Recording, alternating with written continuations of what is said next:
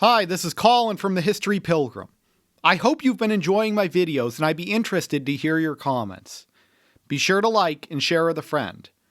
In this video I cover an interesting historical story. I hope you enjoy.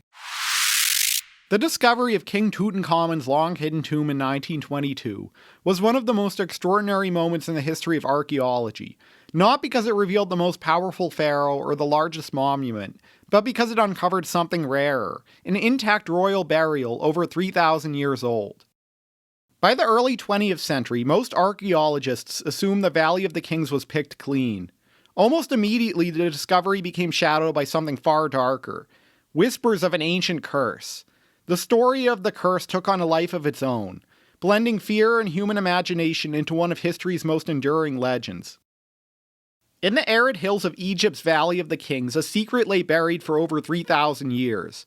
The secret was the tomb of King Tutankhamun. By the early 20th century, every tomb seemed to already have been found and completely emptied. British archaeologist Howard Carter believed that a royal tomb lay undiscovered. Supported economically by Lord Carnarvon, Carter had been excavating the Valley of the Kings for years with little success. In November 1922, after nearly a decade of digging, Carter's team discovered a flight of stairs buried. At the bottom lay a sealed doorway. When Carnarvon arrived, Carter made a small hole in the doorway and peered inside with a candle. His famous reply to Carnarvon's question about what he saw inside was simple: wonderful things. Inside the tomb were over 5,000 artifacts, many made of solid gold, finely carved wood, and precious stones. Tut's casket, or more accurately his nested coffins and stone sarcophagus, was the most important object in the tomb. While his death mask captured the world's imagination, the coffins represented ancient Egyptian beliefs about death, protection, and eternity. The innermost coffin was the most significant object in the history of archaeology. The media response to the discovery of the tomb was unprecedented. Newspapers published daily reports, magazines ran illustrated articles, and the world followed nearly every development. This phenomenon became known as Tutmania and led to everything from jewelry to architecture to fashion in the 1920s being influenced by ancient Egypt. Reporters competed for exclusive access and rumors spread quickly. In early March of 1923, Carnarvon was bitten by a mosquito while staying in Cairo. While shaving, he reopened the bite, causing it to become infected. At the time, antibiotics did not exist, meaning even minor infections could be fatal. At the moment of his death, all the lights in Cairo went out, and Carnarvon's dog back in England howled and died. This struck people as very chilling. His death in April 1923 was not unusual for the era, but given the media attention at the time, this led to speculation of a curse. Rumors began to spread of an ancient curse inscribed on the tomb walls, even though no such thing was ever found. Following Carnarvon's death, members of the excavation crew experienced a series of accidents, illnesses, and delays. Howard Carter fell ill multiple times and suffered from physical exhaustion from the difficult work. The media, eager for stories, often betrayed or in some cases exaggerated the incidents as proof of bad luck. Even minor accidents, such as broken artifacts or failing equipment, were framed as sinister. Howard Carter began to receive heavy media attention. Carter was initially given exclusive reporting rights for the Times of London, but the arrangement fueled resentment among other journalists, who accused him of secrecy and elitism. The constant scrutiny made every misstep, action, or delay a potential scandal. This created a kind of relentless pressure, which made any accident, illness, or administrative disagreement potential to be reported as proof of misfortune, or even supernatural retribution. Excavating the tomb was not merely a matter of digging, it was physically grueling and emotionally taxing. The tomb carried thousands of objects, many of which he was fighting the Egyptian government for control over.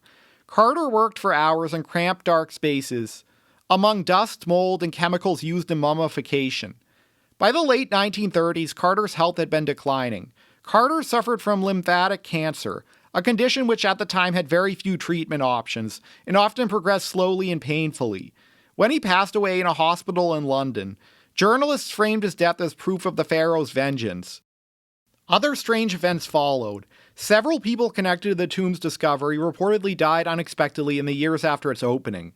From a biological standpoint, it is very likely that the tomb being sealed for over 3,000 years led to the formation of toxic fungus or mold spores, which caused the illnesses seen in the many people. It often feels very sinister when a number of unsettling events occur in a short amount of time following a historical moment. But from a mathematical and psychological standpoint, it would actually be weirder if nothing unusual happened at all. When a large number of people are emotionally invested in something and the whole world is watching, things which would ordinarily just be bad luck are connected to a curse.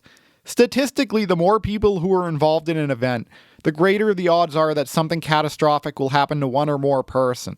Because we humans are pattern-seeking creatures, this allowed the idea of the curse of King Tut's tomb to circulate. Newspapers played a central role in the legend of the curse. At the time, different forms of media were competing for sensational stories to sell, and every time another tragedy occurred, it might as well have been a miracle for journalists. After the excavation of King Tut's tomb, the story of the boy pharaoh did not end. The tomb was fully documented and the artifacts were transported to the Egyptian Museum in Cairo, where they were put on display. Among these artifacts were Tut's iconic golden mask, his throne jewelry, chariots, as well as countless other objects. Today, many of these items are on display at the Grand Egyptian Museum, a modern facility near the Great Pyramids of Giza. The tomb itself remains open to visitors. Although now mostly empty, replicas of objects and wall paintings allow visitors to understand its original grandeur.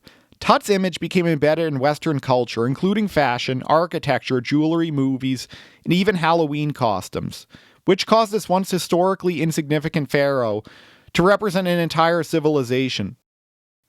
In a way, Tut lived in two worlds, the physical world of museums and archaeology, and the imaginative world of pop culture. The careful preservation of his artifacts helps ensure that he will continue to live on as a cultural icon. I hope you enjoyed this video. Be sure to subscribe and share with a friend. Sincerely, the History Pilgrim.